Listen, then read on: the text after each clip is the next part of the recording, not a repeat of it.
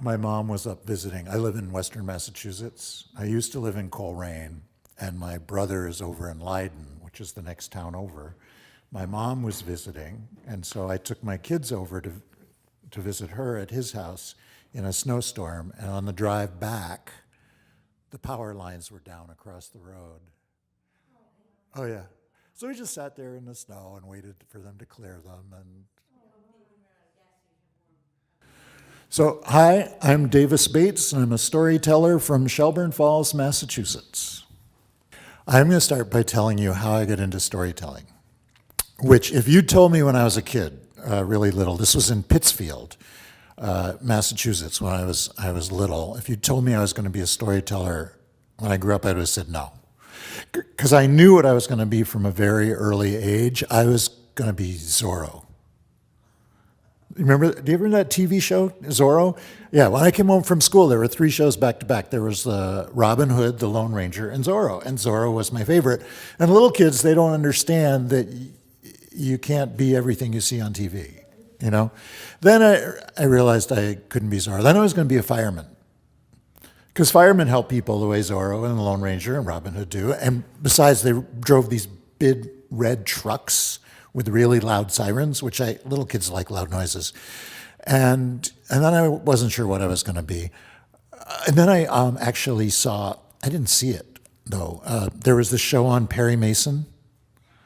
Perry Mason. That was a show, that was the first show I snuck out of bed to listen to at the top of the stairs because my bedtime was 7:30 and the show was on after I went to bed. But I could sneak out of bed and sit at the top of the stairs and hear the show. And these days, you can't understand a show if you're not watching it. But in those days, the old days, I could actually understand the show. Yeah, I could understand the show sitting at the top of the stairs. So I decided I was going to be a lawyer. But then, because I wanted to be like Perry Mason. But then I realized you have to go to school for a really long time to be a lawyer. And I was having enough trouble as it was. So I didn't know what I was going to do. Another reason I would have said I wasn't going to be a storyteller when I was a kid, I was really shy. I had a teacher. After Pittsfield, we moved to Sudbury, not far away from here. And I went to Josiah Haynes School in 3rd grade. And I had in 3rd grade Miss Adams. And I had her in her last year of teaching. She'd been teaching for close to 50 years at that point. She actually taught in the Little Red Schoolhouse. You know that Little Red Schoolhouse that's near the gristmill and those places? She taught there in a 1-room schoolhouse. When I had her in 3rd grade, she was shorter than the tallest kid in the class. Bill Cruikshank, my best friend, he was taller than her. And she was the kind of teacher. Bill and I are right in the front row because she arranged everybody alphabetically, right? So Bates, I was right next to Cruikshank. Carol Atwood was on this side. My best friend Bill Worthen was in the back. And Bill, one time during math class, she's writing on the board, writing a math problem, and Bill turns to whisper to me, "Do you want to play kickball at recess?" Which is really stupid. We're right in the front row. And she doesn't bat an eye. She just turns around. She's still talking about math. She reaches over, she picks him up by the ear out of his chair and marches him to the corner and sticks him in the corner, goes back, and then keeps writing on the board, right? And he knows what to do. He stands facing the corner until she comes to get him. About 10 minutes later, she goes and takes him by ear, puts him back in his seat. She had this rule. You know, if you wanted to answer a question, you're supposed to raise your hand. And then she would call on you, and you were supposed to stand, if she called on you, next to your desk. Get out of your chair, stand next to your desk with your hands behind your back, answer the question, and then sit down. I didn't mind raising my hand. I didn't even mind answering questions. But when I stood up, there were 29 pairs of eyes that would turn and look at me standing there, and those eyes would immediately make me forget what I was going to say. I was shy. And then later on, something happened to change things. Bill Cruikshank, again, he decided to audition for a play in 6th grade. A couple of the teachers had written a play about the history of Sudbury, a musical. So he said, "Why not audition for the play?" And sometimes you do what your best friend is going to do, even if it scares the heck out of you. So I decided to audition, and we both got parts in the chorus, which was fine. because there were 25 or so of us in the chorus. We're all together. We're all learning the same song. There was safety in numbers. It made me forget about being shy. So I liked it. It was kind of fun. 7th grade, I decided to audition for a play too. I wanted to be in the chorus, but I got a speaking part. It was Finian's Rainbow, and I was the sheriff. I had 3 lines, only 3 lines. Easy to memorize. And then I realized, I could pretend to be somebody else. I could pretend not to be shy. So I kept doing theater all the way through high school, through college. I got out of college and I did what a lot of people do who do theater in college. I washed dishes in a couple restaurants while I figured out what to do. And I was living in this house with a bunch of other people who just graduated from college. It was our first house without adults. Now, technically, we were adults, but we didn't think of ourselves as adults. So we decided to have a party. And we made this dance tape. This was back before iPods. So the only way you could make a dance tape was reel to reel. In real time, you had to record it. You recorded it off of records onto this reel-to-reel tape machine. It took about 3 days to record 3 hours of music. Most of the time was spent arguing about which song was going to come next, right?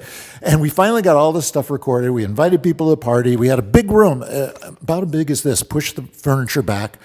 And one of the people in the house invited their mother to the party, which was a little strange, but we liked them, so we thought we'd like their mother. And turns out their mother was a librarian in a school, in one of the Westfield school system. And she was part-time librarian and a part-time storyteller. She went around doing programs for PTAs about stories and books and stuff. So she came and she said, before you guys dance, I just learned a new story. It's a housewarming present. I'll tell it to you.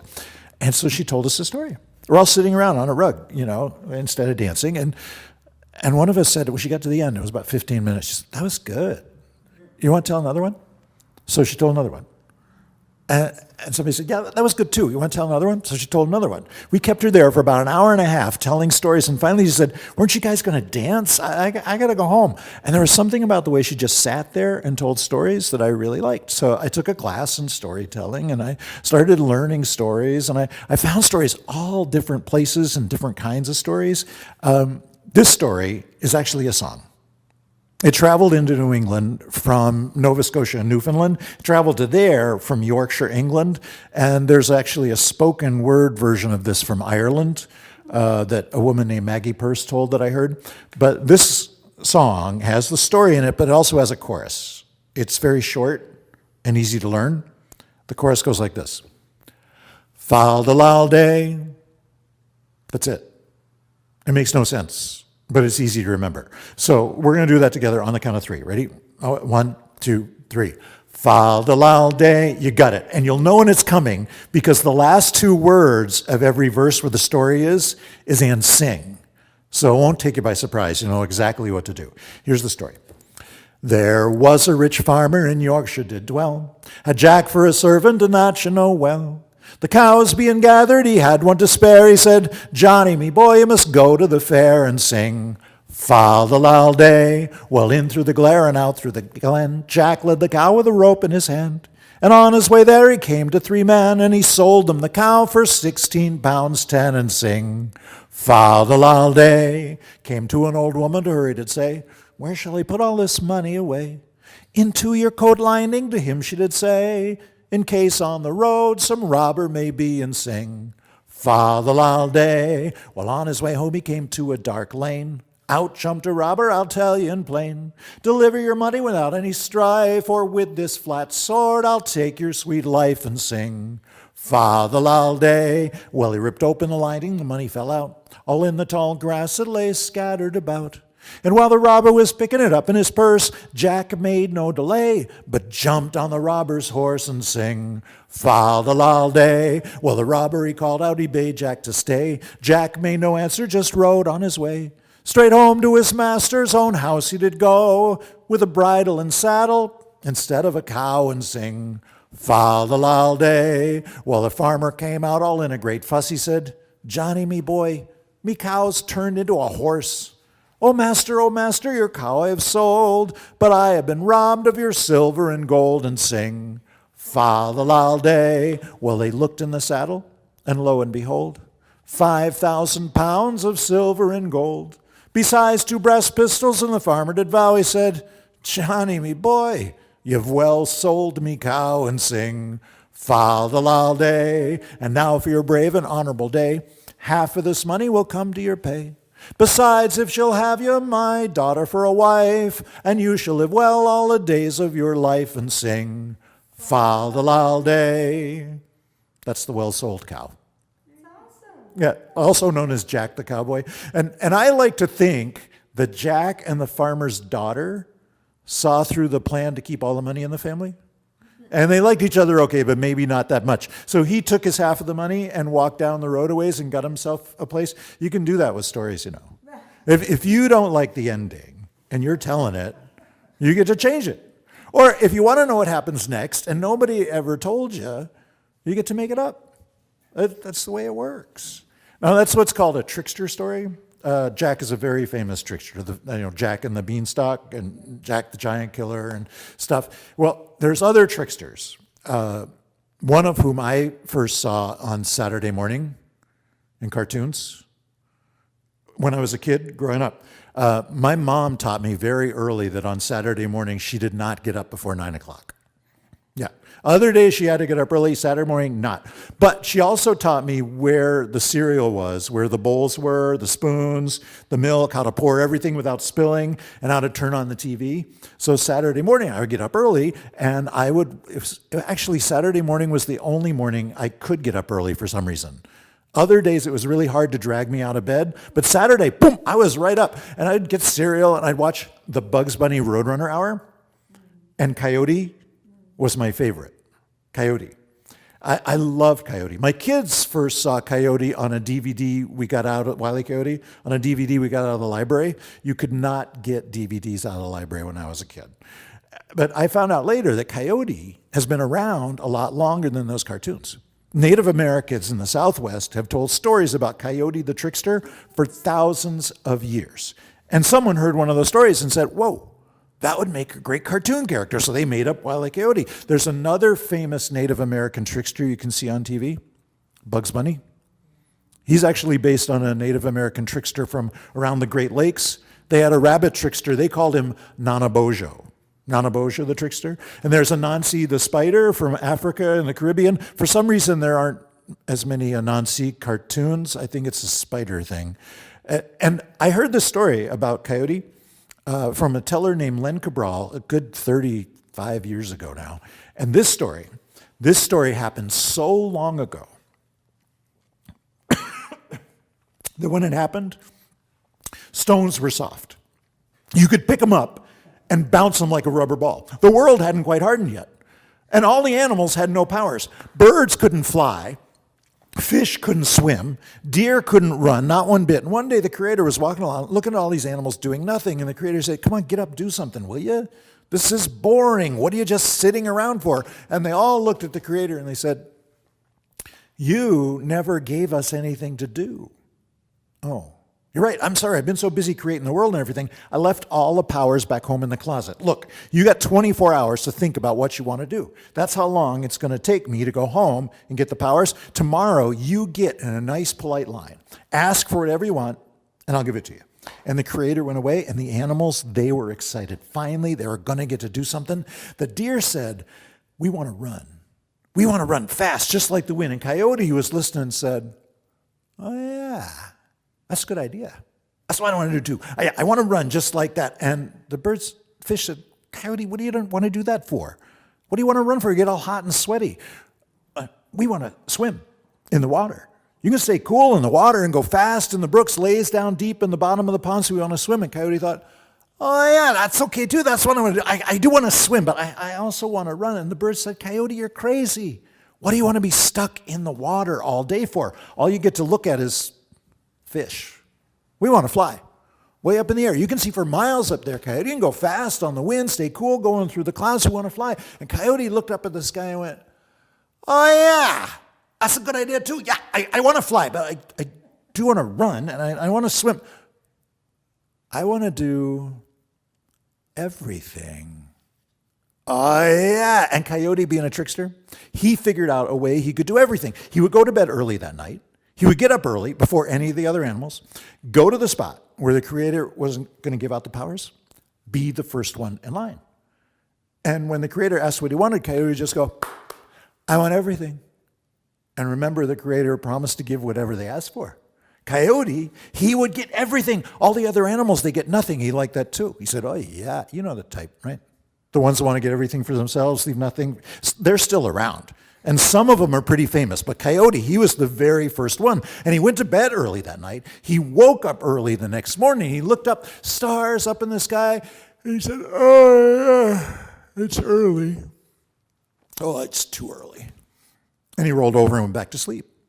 Later on, the sun came up and started tickling at his eyelids, and he opened one, and he looked and he said, oh yeah, it's not as early as before, but it's still too early. And he rolled over again, and again, and again, and again, until finally, when he really woke up, the sun was high in the sky. And he looked up and he said, oh yeah, I was supposed to get up early. Oh, yeah. And he went as fast as he could right to the spot where the Creator was going to give out the powers. He got there, the Creator was sitting on a rock, and there were no other animals around.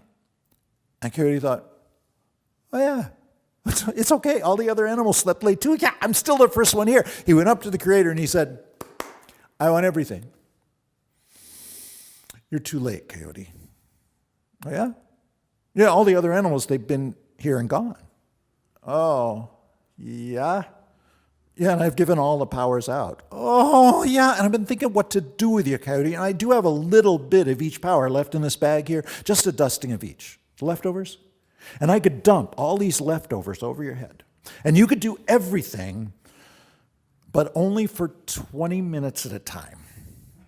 Oh, 20 minutes, that's not bad. Come on, give me the bars. Wait, Coyote, I got to warn you. You're flying up in the air. You keep track of time. 20 minutes is up. It's a long way down. Yeah, I know that. And swimming in the water, keep track of time. 20 minutes is up. You won't be able to breathe on there. I know these things. You think I'm crazy or something? Come on, give me the powers. I want to have fun. And the Creator gave them to him, dumped him over his head, and he had the best time. He would run for 20 minutes, and he'd time it just right so he'd be near a brook or a pond, and he would jump in. And then he'd swim for 20 minutes. And then he'd flip out in the air and fly for 20 minutes, and then back down to the ground, running, swimming, flying, running, swimming, flying, having the best time until he fell in love.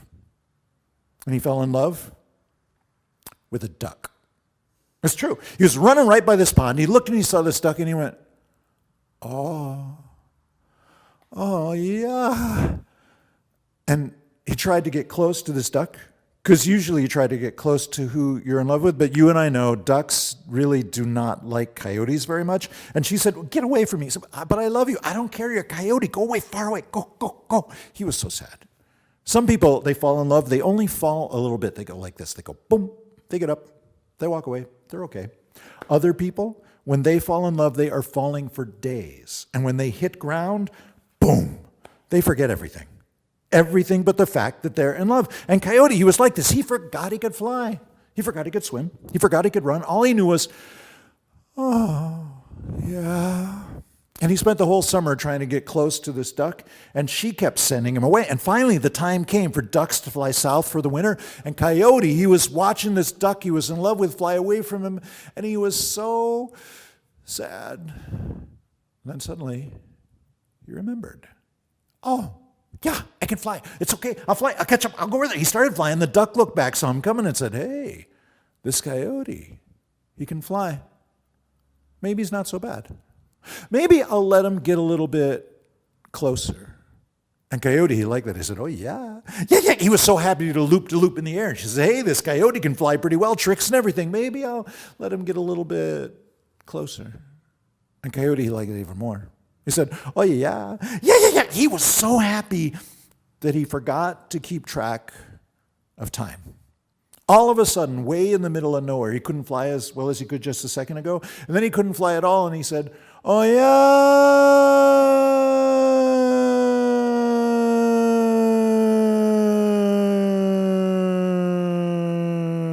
Boom. Right on his nose. And he said, oh, my nose. And ever since then, coyotes remember this story. And you can hear them when they tell it, at least when they get to the end. They go, ow, my nose. So next time you hear one, you'll know what they're saying. At least according to that story. I heard Len Cabral tell that story one night, and it's something about it stuck in my head. His voice, he did the, oh yeah, yeah, yeah. So the plot, and when I hear a new story and I like it, I try to tell it to somebody as soon as possible, because I've got a lot of cobwebs up here and little pieces get stuck here and there and I can't retrieve them. So if I tell it quickly, and usually a really short version, then I'll remember the plot, and then it can change over time. And most of that is pretty similar to the way Len told it, except one time I was telling that story in an elementary school near where I lived. At that point, I was living in Leiden in Western Mass, and I was in Bernardston, the next town over, and I was telling it, they had a combined 5th and 6th grade class. I was telling in that class, and I got to the part where Coyote falls in love, and I hadn't planned on saying this. Maybe it was remembering the first crush I ever had in kindergarten. It just popped into my head and I said it. Some people, they fall in love, they only fall a little bit. Other people, they're falling for days. And when I said that, this one 6th grade boy looked over at a 6th grade girl and went, yeah. And I looked, and that 6th grade girl was looking at a different 6th grade boy and going, yeah. And I thought, oh no, heartache in 6th grade. And ever since then, that part has been in the story. And they do change over time. I think I told you, when I was a kid growing up, my bedtime was 7:30. That's when we were supposed to be in bed. Bath every other night, pajamas, brush teeth and stuff. But then from 7:30 to 8, my mom or dad would read to us. Usually the Wizard of Oz books, which came from my dad's side of the family. I've still got some of those old books, kind of like the Harry Potter of the early 1900s. Or my mom's family had the Winnie the Pooh books. She would read those to us. Then the lights would go out at 8, and either my mom or dad, but usually my dad, would sing to us, my brothers and I, for about a half an hour, and then we'd go to sleep. So my real go-to-sleep time was about 8:30. And this song I liked a lot when I was a kid. My dad used to sing this. We had a tradition of rowdy bedtime songs for the first 15 minutes, and then the songs would get slower and slower and slower, and hopefully by the end of a half an hour, we'd be at least half asleep. This was from the rowdy section. I love this song, but as I got older, I'd heard it so much that I hardly ever sang it, even though I liked it, because I was looking for new songs. And then I learned how to play these. Spoons. I'm sure you have these at home, right? I'll give you a short lesson on how to play music with spoons. There are YouTube videos about this, so you really don't have to take notes. You just take a flat handle spoon. The round ones are nice, but they don't work for this at all. They're very pretty. Flat handle spoon between your thumb and your first finger. The next one goes between your first and second finger. They're back to back. And you see how they form a long V? You take the point of that V and you tuck it right into the palm of your hand, right there, and then you close your fist around it. So the bottom 3 fingers are like a ledge. The pointer finger is a wedge between the 2 spoons, and the thumb is what holds it all together at the top. It goes straight along the top spoon, and then you tap the spoons on your knee like this. Or your hand. You get different sounds depending on what part of your body you're tapping them on, and you put your hand up above your knee, go back and forth. Or run them across your fingers like this. Sort of the Lone Ranger effect, which dates me again. And then you can combine the different movement and sounds.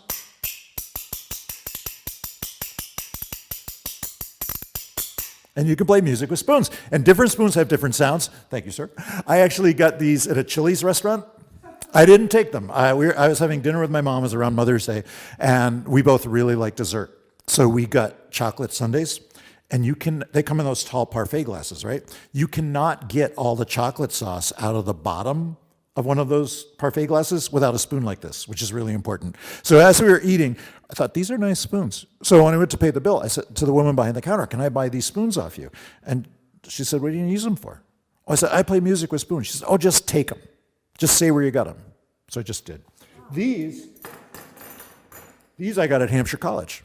Not when I went there. I got them a lot later. We were having a reunion, and they do this thing with compostable spoons now and plates and stuff. These are made out of corn oil.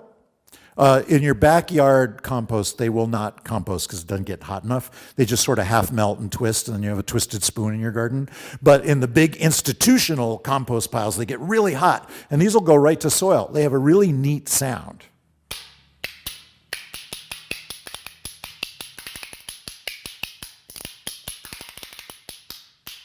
I think because they're made out of corn, they sound more like wood than plastic. Yeah, but they're corn oil plastic. The first pair of plastic spoons I ever played, I got at a 4th of July picnic. One was red, one was blue. But the petroleum plastic spoons, they get fatigued, like a lot of people. And when they get fatigued, they crack, like some people. And a piece will fly off. These, I don't think they'll crack. These are the ones I'm going to use for this song. You remember there was a song at the beginning of this. This song was sung by Irish American, African American, Chinese American, Italian American, a whole bunch of other American, railroad workers building railroad tracks. People have been coming to this country for hundreds of years, working together, building stuff, learning English from each other, and singing together and working together, building railroads. And they would have these big 16-pound sledgehammers. They'd have the big spikes that hold the tracks together, and they'd nail the spikes for about 12 hours a day, maybe 14 in the sun or in the rain, and they would start to sing songs like this. They'd sing, "I've been working on the railroad all the livelong day." Now that's how fast they sang, because they didn't want to get tired. My dad at bedtime, he sang it faster than that because he wanted us to get tired. So we'll sing at the speed my dad sang it. You know it, you can sing it with me, and I'll play the spoons. Ready, here we go. I've been working on the railroad all the livelong day. I've been working on the railroad just to pass the time away. Can't you hear the whistle blowing? Rise up so early in the morn. Can't you hear the captain shouting? Dinah, blow your horn. Go a little faster. Dinah, won't you blow? Dinah, won't you blow? Dinah, won't you blow your horn? Dinah, won't you blow? Dinah, won't you blow? Dinah, won't you blow your horn? Let's whisper. Someone's in the kitchen with Dinah. Someone's in the kitchen, I know. Someone's in the kitchen with Dinah. Ouch. Strumming on the old banjo and singing fee-fi fiddly-I-o. Fee-fi fiddly-I-o. Fee-fi fiddly-I-o. Strumming on the old banjo. That's it. And if you're having trouble holding them just right, or if you're teaching a kid and their hands are too small to hold the spoons, well, at the end, I've got extra spoons. We can try it. You could actually take a pair of spoons and then put a wedge between them that's not your finger, like a rolled up piece of cardboard or a scrap piece of wood or even some clay molded to the shape you need. And then you can take duct tape. It's another great use for duct tape besides repairing cars. I remember I had a red Subaru, and I was really glad when they came out with red duct tape, because that got me a couple extra years out of that car. And you wrap the duct tape around the spoons, and the duct tape will hold everything in place. And then you just hold them in your hand. You make a cheap musical instrument. But you need to put a wedge. You need to put a wedge right in between them. And where your finger is? No, because the wedge takes the place of your this finger. And then the duct tape takes the place of your bottom fingers and your thumb. Or you can just go to a music store. They have them like made out of wood, carved, or they have a couple pieces of a piece of plastic with spoons wedged in it. In orchestras, they have them. Oh, it's so much fun. Oh yeah, it's fun to do that. That was a work song, and this song was not exactly supposed to be a work song, but I sang it as one when I started working with Bobby Krautwurst up in Leiden. I was actually living in Leiden. I was building a cabin, but I was really slow building it. And I was living in a teepee while I was building my cabin. And it got to November, and I had the posts in and the floor down, but I had no walls and no roof. And I wasn't going to get it by winter. And I realized Bobby had an extra room. And I said to Bobby, hey, Bobby, can I live with you this winter and help you out with sugaring and then with haying? And he said, sure, sure. And when folks knew I was going to be living with Bobby, they said, what are you guys going to talk about? Bobby wouldn't say boo to a goose. But it wasn't true, actually. He would say boo to a goose. He just had to know the goose first. So by the time I'd lived there for a month, we were talking up a blue streak. And Bobby was what you would call a tractor cowboy. He could get a tractor unstuck from just about anywhere. But that was because he could get a tractor stuck just about anywhere. And he'd had to learn how to get out. He'd get the tractor, he would go places nobody else would go in the woods that were muddy, and he would get it stuck, but he'd just take a chain that he had on his tractor, and he'd wrap it around a tree, and he'd bring it over, and he'd wrap it around the axle, whichever wheel was stuck, and then he would rev up the engine and go in the direction to wind up the chain, and the chain would wind up on the wheel and would pull him out of the mud towards the tree that the other end was wrapped around.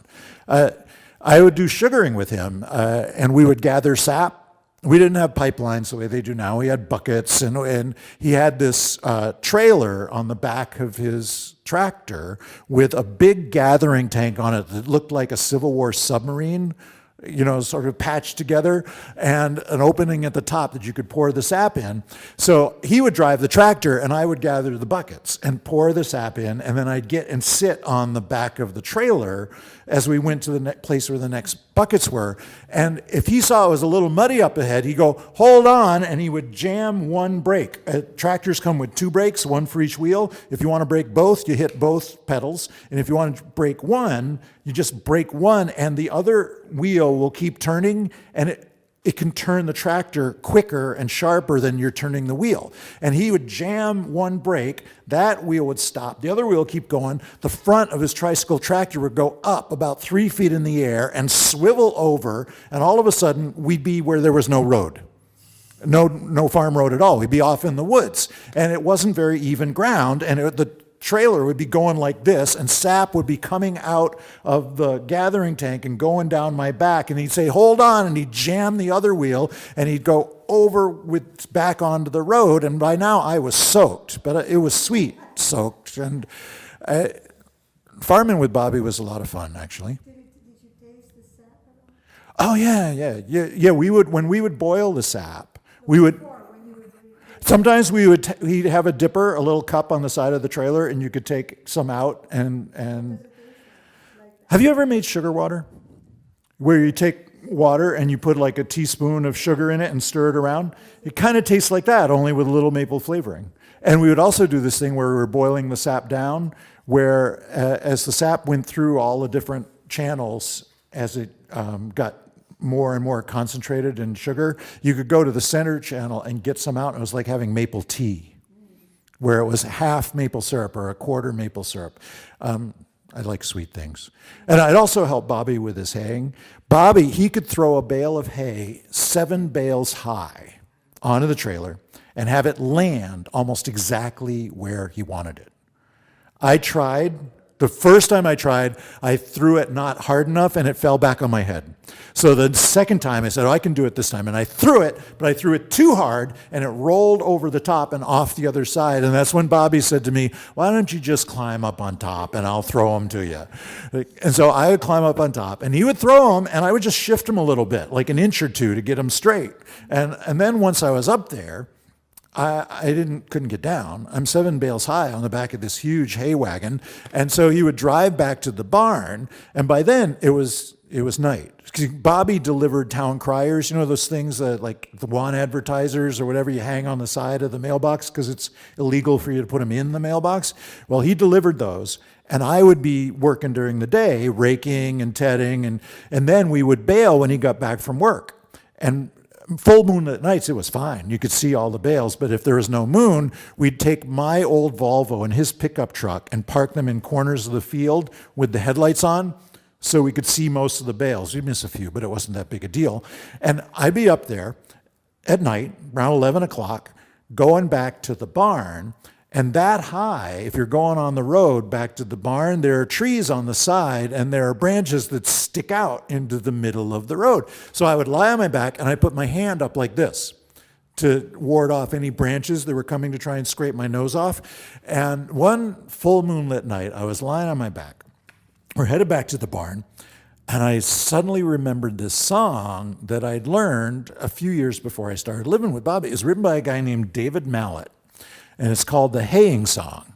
So I started singing it lying on my back on top of this hay bale. And I don't think Bobby could even hear me because the tractor was so loud.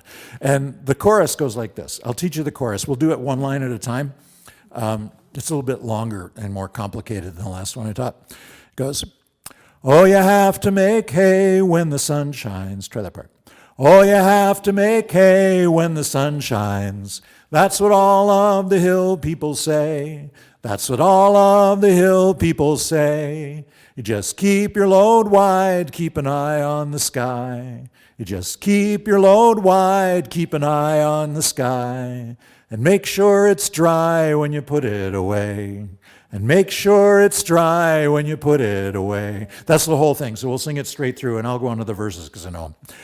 Oh, you have to make hay when the sun shines. That's what all of the hill people say. You just keep your load wide, keep an eye on the sky, and make sure it's dry when you put it away. When the raspberries burst through the woodbine, and summer lies close to the ground, and the porch is a fit place for young folk to sleep, and the brook in the hollow dies down. Well, then with straw hats and wagons and horses, like young Tim and tired old Dan, we'll head for the fields to the creak of the wheel with a pitchfork that blisters your hand. Now the chorus. Oh, you have to make hay when the sun shines. That's what all of the hill people say. You just keep your load wide, keep an eye on the sky, and make sure it's dry when you put it away. Well, I remember the chaff on the back of my neck and the cool at the edge of the stream, where you'd rest for a while and you talk about the weather. You drink from the spring and get mud on your knees. And then it's back to the wagon, it's back to the mow. 6 loads in and 8 more to go. And there's biscuits and beans at the late supper meal. And there's nothing like beans when you're working, you know. And you have to make hay when the sun shines. That's what all of the hill people say. You just keep your load wide, keep an eye on the sky, and make sure it's dry when you put it away. Well, it's the season of clover and killdeer. It's the time when the earth does her best. It's when all folks are strong and the work days are long. You know when to rise, you know when to rest. And in the cool of the evening I'll perch on the mow. Let the wagon wind blow through my hair, and I'll count off the stars and talk to the moon and sing to myself in the sweet summer air. Hang on at the corners and duck from the branches and sing to myself in the sweet summer air. And the last time, oh, you have to make hay when the sun shines. That's what all of the hill people say. You just keep your load wide, keep an eye on the sky, and make sure it's dry when you put it away. That's the haying song. I learned something about hay. You have to be dry when you put it away. And it is. This was before baling. When we did the oral history project in Leiden, we talked to Marion Osgood. And before baling, you would rake it, and then you'd take it with pitchforks, and you'd put it up on the wagon, and you'd lay it on the wagon in a big mound, and then you'd bring it back, and you'd put it on this cart that would take it up into, it was like a big conveyor belt that was run by a little engine on the side, and it would go up into the barn, and then you'd stack it in the barn dry. And her father had a saying when they were doing haying. He said, every spear is good. Every little spear of hay, you had to get it. And it was fun talking to folks about the way folks had done haying in the older days. And some folks use horses, some folks use oxen, And we were talking to a guy who used oxen, and he was thinking about oxen. He said, you know, there's no such thing as a fast ox. Just like that. And he said, the reason I farm with oxen is I used to farm with horses, but then one day we were haying and I was driving the horse raking the hay, and it stepped on a yellow jacket's nest.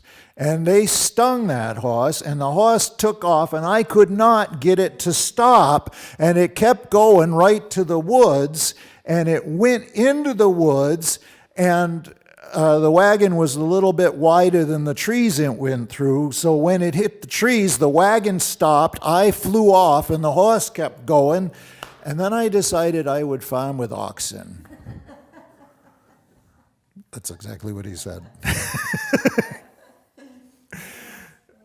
Anybody who can farm with either of them has my great respect. I'll do one more song and then I'll do my last story. It's a Thanksgiving story. Thanksgiving's coming up. It's also about my grandfather. This song actually reminds me of my grandfather because my grandfather was the first person who ever taught me how to spit watermelon seeds. My mom said, Grandpa Allen, this is something that parents tend to neglect in their children's education. Then grandparents come along, and we were sitting there, eating watermelon down at the Cape, and my grandfather looked at me, I was probably 4 or 5 years old, and he said, do you want to learn how to spit watermelon seeds? And I said, sure. So he taught me how to spit watermelon seeds. And the first thing he taught me about spitting watermelon seeds was to never, ever spit them at my grandmother.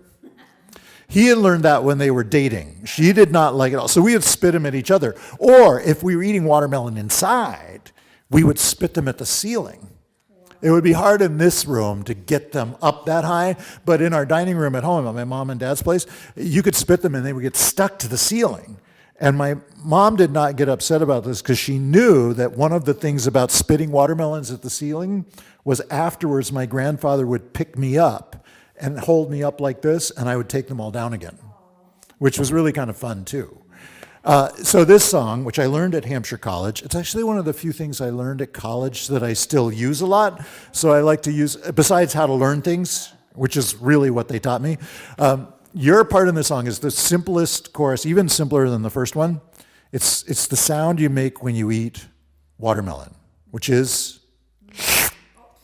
Well, that's the polite sound. This is the impolite sound that you can make when you eat watermelon. As you eat it. Yeah, yeah, but I'll do it with you. I'll do it with you, I promise. You won't feel alone.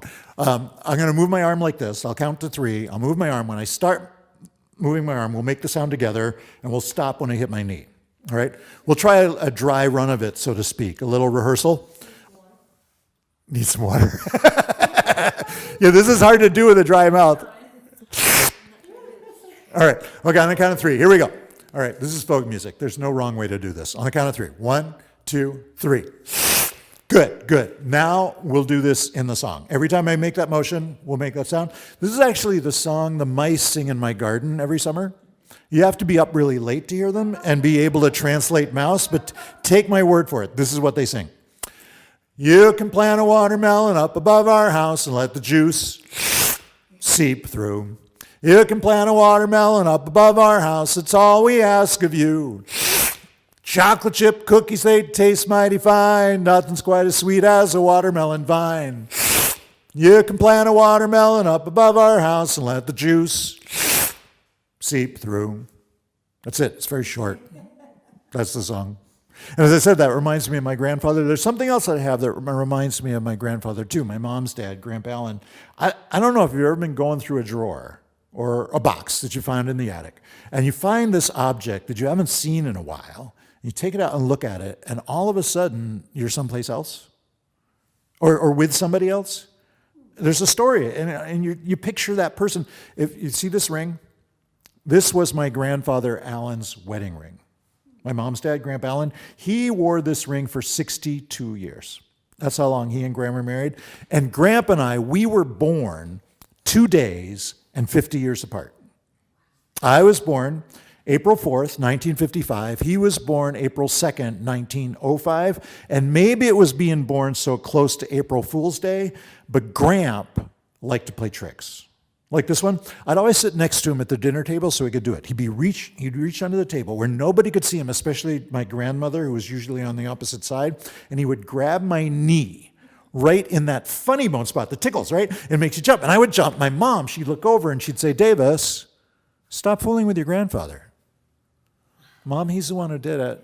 Cut it out. A little while later, he'd reach over again. He'd grab my knee again, and I would jump. She'd say, Davis, stop fooling with your grandfather. You're going to have to go to bed. Mom, he's really the one doing it. I found out later when my mother was a kid, her father, my grandfather, used to do the same thing to her. Reach under the table, grab her knee. She would jump, and her mother, my grandmother, would say, Nancy, stop fooling with your father. You're going to have to go to bed. I wanted one thing. More than anything else in the world, I wanted to get him back. But he started doing this to me when I was about 3 years old. My hand was too small.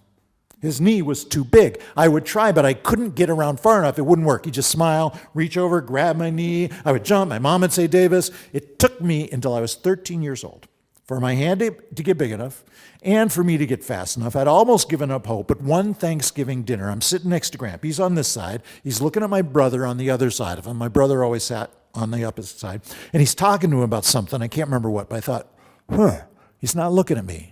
Here's my chance. I'll surprise him. I reached over as quick as I could. I grabbed his knee, and my hand must have just grown a little bit or something, because for the first time ever, I hit that spot. I grabbed him so hard, it tickled him so much, he jumped so high, his knees hit the table. The whole table shook, milk spilled here and there all over the table, and my mother looked over at my grandfather and she said, George, stop fooling with your grandson or you're going to have to go to bed. And he just looked at me and he laughed. And after that, we were always trying to get each other under the table, grab each other's knee, make each other jump, even when he was in his 80s and I was in my 30s. I'm still doing it. I had a lot of fun with Gramp growing up. He taught me how to play baseball. He taught me how to go fishing. He never really told me that many stories until after I started doing this for a living. And then not too long after I started telling stories, we were having Thanksgiving dinner, and my mom said to Gramp, hey, Gramp, you ought to tell that story about Thanksgiving during the Depression up in Ashby. So he did. My mom helped him out a little. In the 1930s, during the Depression, my Gramp worked for the electric company, and they had a big meeting, management and everybody, and they all in this big room, and management said, times are tough. We're not making as much money as we used to, and we got a choice. We can either lay a third of everybody off, management included, or everybody can get a third of a cut in salary. And we don't want to make the decision. We're going to have everybody vote on it. So they did. They had a secret ballot, and they voted to take a third of a cut in salary. Nobody was laid off. And money was a little tight. And with money a little tight, it got a little harder to celebrate things like Thanksgiving, to buy the food you might want to buy. But our family was lucky, my grandpa said, because up in Ashby, Massachusetts, there was a family farm. And at that farm, there wasn't much money either, but there was a ton of food. They grew turkeys, they grew pigs, and they grew all sorts of corn, pumpkins, potatoes. And so during the Depression, more people started showing up at that farm for Thanksgiving because there was food there. And they'd bring what they could. My grandmother used to make this sweet bread, lemon bread with like this sugar frosting with lemon juice in it. We lost the recipe. I've been trying to repeat it for years. But she brought that to the meal, and some people couldn't even bring that. So they bring a song or they bring a new card game, and everybody kept coming to that farm. And one year, so many people showed up. They had a table that you could push apart and put 4 pieces of wood in. You've seen those tables, right? Usually it's only 2 or maybe 3. They had one you could put 4 in. And one year, they'd already put all 4 pieces of wood in. Some more folks showed up. They needed more room. So my grandfather said to my mom, Nancy, she was 6 years old, said, Nancy, climb under the table, see if we can push it apart farther.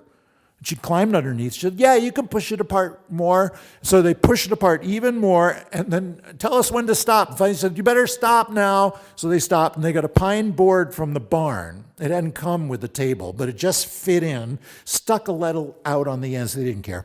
They put 2 tablecloths on the table, and then They set the table. Then they put the food in the middle of the table. They had a turkey, a ham, baked potatoes, mashed potatoes, squash, stuffing. They had 10 pies in the middle of the table. And then they stood with their hands on the back of the chairs. They'd always do that. Stand, say a prayer, thank you for the meal, each other, and then sit down. Well, they were halfway through the prayer when the middle of the table started to go like this and to fall. And my grandfather was in the middle on one side. Uncle Ed was in the middle on the other. He said, quick, Uncle Ed, sit down. The two of them sat down just as the table broke, and they caught it on their knees. And all the food slid towards the middle of the table. And then my grandfather said, hey, Nancy, run and get some encyclopedias. And my mother, 6 years old, ran, got 4 big, thick books, brought them back. Everybody stood around. They lifted the table up a little above level, and they put those big, thick books on the knees of Grandpa and Uncle Ed, set the table back down. That's how they ate Thanksgiving dinner. For 3.5 hours, my grandfather and Uncle Ed held that table up on their knees. And when my mom and Gramp told me that story, that Thanksgiving, my mom said that year they were thankful that Gramp and Uncle Ed had awful strong knees. And my grandfather, he elbowed me in the ribs and whispered in my ear, so my grandmother couldn't hear him, strong bladders too. And my grandfather, unfortunately, he didn't get to live long enough to see my kids get born, but they know him because I tell stories about him. Every time I tell that story, it's like my mom's here, my grandfather's here, and I'm up at that farm, even though I never visited there ever in my life. And I bet you've got objects at home that remind you of people, photograph maybe. You tell a story about them, they're right there with you. So I hope you tell your favorite story to somebody else. Doesn't have to be one of mine, you know. Thanks. Thank you. Thank you. Thanks a lot, you guys.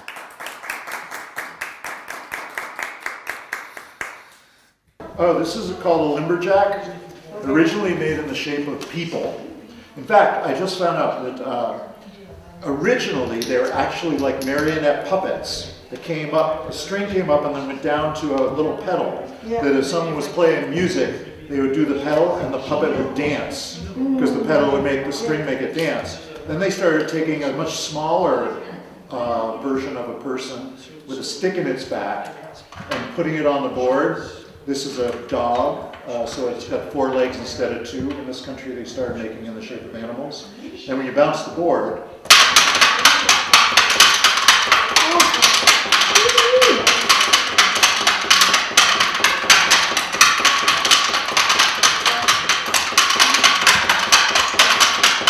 Wow, pretty clever. yeah. Isn't that cool? Very. Yeah, and it's fun too because it's kind of like a puppet Yeah, that's great. Thank as you well as so a musical much. instrument. It's starting to snow, so you have ways to go. They're right on time. Yes, They said it was they going are. to snow around 7:30, and it's Yeah, snowing that's around not bad. 7:30.